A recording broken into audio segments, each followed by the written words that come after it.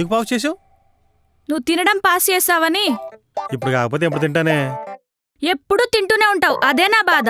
నా ఆకలి అలాంటిది.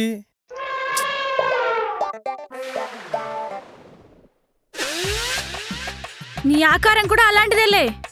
ఈ మధ్య బాడీ షేమింగ్ కూడా వచ్చినట్టుంది. బాడీ షేమింగే కాదు, షేపింగ్ కూడా ఎక్కువైందిలే. అంటే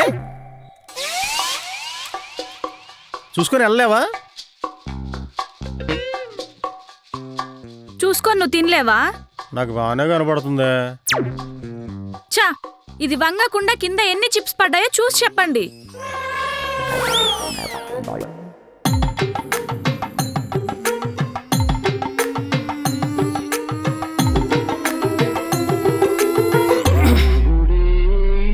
చాలా ఇబ్బందిగా ఉంది.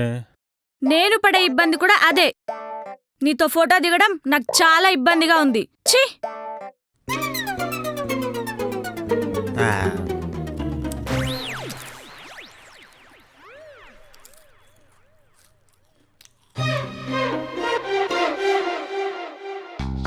వాయు కాలుష్య భూతం జనాల్ని మింగేందుకు సిద్ధంగా. ఎయిర్ క్వాలిటీ ఇండెక్స్ ప్రమాదకరం. దేశం ఎంత పాడైపోతుందో తెలుసా? ఏంటో ఈరోజు కొత్తగా దేశభక్తి. ఈరోజు పేపర్ చదవలేదా? మేం చదువుకోలేద్దరా. అదేంటో చదివితే విని తరిస్తాం. ఎక్కడ చూసినా పొల్యూషనే. గ్యాస్ పొల్యూషనా, నాయిస్ పొల్యూషనా? గ్యాస్ పొల్యూషనే. అసలు ఓజోన్ పొర ఎంత డ్యామేజ్ అయిందో తెలుసా? ఇప్పుడు నువ్వు ఆ పొరలకు ప్యాచ్లు వేస్తావా ఏంటి? కొత్త పొరలు సృష్టించుకుంటూ ఉంటే చాలు. ఎలాగో? ఎలాగేంటి? ఏముంది, బైక్ అమ్మే సైకిల్ కొంటా. ఓజోన్ పొరకే కాదు, ఒంటికి కూడా చాలా మంచిది. అబ్బో, అయితే నేను నీకు ఒకటి చూపిస్తాను, పద. ఏం చూపిస్తావే? త్వరగా రండి.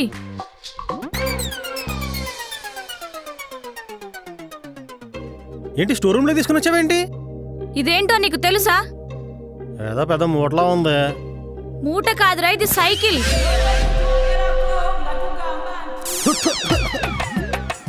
ఏంటి, మన ఇంట్లో సైకిల్ ఉందా? ఈ విషయం నాకు ఎప్పుడు చెప్పలేదు నువ్వు. చెప్పడం ఏంట్రా నీకు? ప్రతి నెల 800 రూపాయల ఈఎంఐ కూడా కడుతున్నావు కదా. నాకు తెలియకుండా నేను ఇంటి ఘోరాలు చేస్తున్నానా?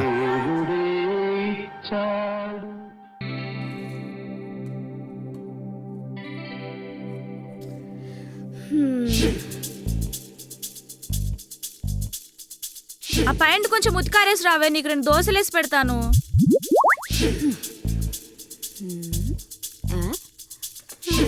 అమ్మా, ఏంటే ఈ ప్యాంట్ ఏంటో బరువుగా ఉందమ్మగారు.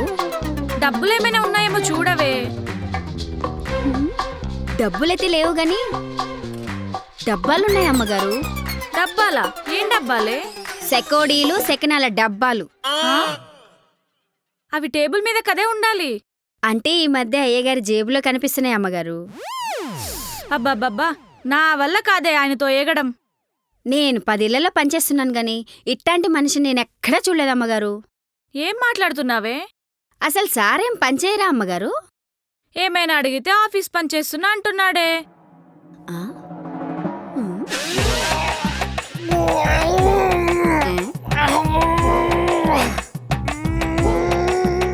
ఎలా కాదు గాని ఒకసారి బయటకు వచ్చి చూడండి. ఎందుకిలా అంటుంది?